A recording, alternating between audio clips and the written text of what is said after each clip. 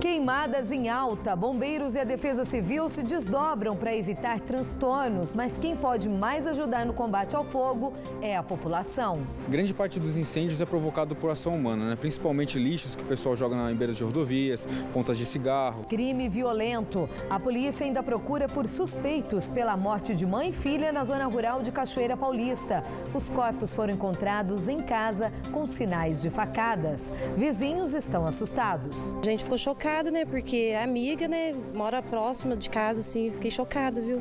Fiquei triste pra caramba. Brinquedo perigoso. Comércio ilegal de armas falsas continua ativo em Aparecida. Além de ser proibida, a venda abastece a criminalidade na região. Número de simulacros apreendidos é grande. Porque dependendo da quantidade de luz que se tem, da situação em que foi passada, as pessoas podem confundir esse armamento com armamento real. Prefeitura de Lorena estende a campanha e libera as vacinas contra a gripe para todos os moradores. A adesão do público-alvo foi abaixo da meta estabelecida pelo Ministério da Saúde. E direto de Ilhabela, ao vivo, a gente traz as informações da Semana de Vela, que vai até sábado. Além da competição em alto mar, quem fica em terra firme tem diversão garantida aqui na cidade. E ainda no litoral norte, acontecem os jogos regionais em Caraguatatuba. Mas desta vez, os vitoriosos ainda estão sem medalhas. Teve a prova e depois da prova falaram pra gente que não ia ter premiação pros atletas, que não ia ter medalha. Aí foi, pegou e jogou um balde de água gelada nos atletas. Fique com a gente, o Band Cidade começa agora.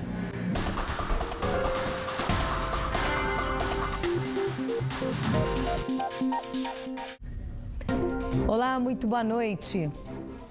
Nesta época do ano, não há quem não reclame das queimadas, não é mesmo? Além dos problemas respiratórios, elas podem sujar as roupas dos varais e principalmente causar mortes.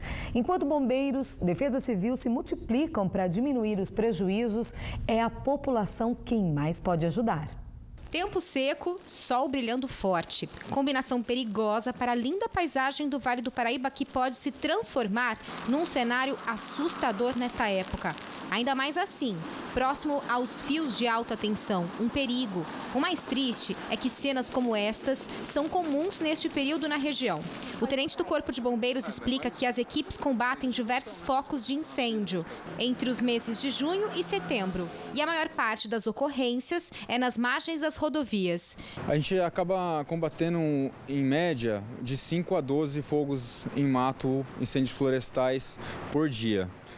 Se dá principalmente próximos às rodovias e próximos a residências, aqueles terrenos baldios que não são cuidados. O clima seco deixa o mato favorável às queimadas. Mas sabia que tem um complicador a mais nessa história? E não adianta culpar a natureza, não. Grande parte dos incêndios é provocado por ação humana, principalmente lixos que o pessoal joga em beiras de rodovias, pontas de cigarro, todo tipo de lixo, como papéis, papel de bala, isso acaba ocasionando um incêndio com sol forte.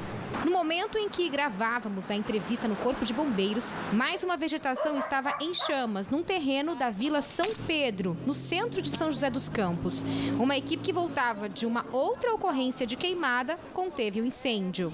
Essa ocorrência de fogo na vegetação em um terreno numa área residencial foi, na verdade, registrada por uma moradora que vive em frente a essa área aqui. Ela relatou pra gente que o problema que é recorrente no local é que a população joga muito lixo nesse espaço e depois taca fogo. Problema que não é de hoje, viu?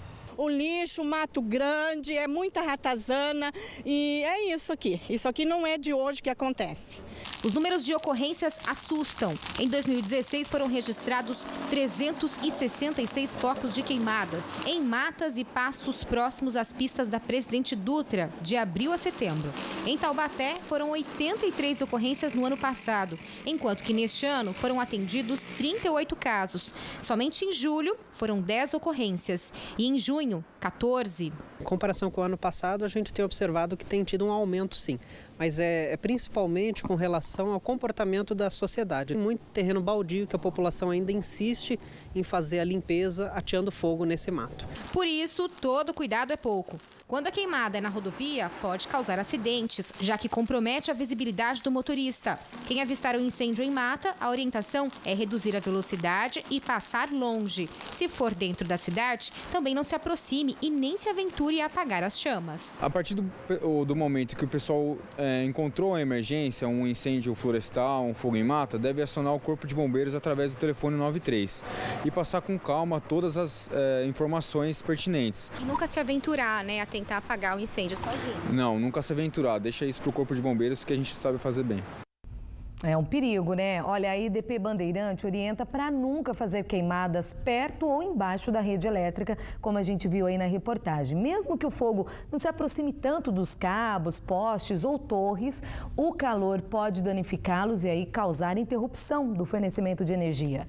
Quem provoca queimadas pode ainda ser responsabilizado, viu? Civil e criminalmente. Se você então flagrar qualquer ocorrência na Via Dutra, por exemplo, informe a concessionária pelo 0800 017 35 36, os bombeiros pelo 193 e a Defesa Civil 194.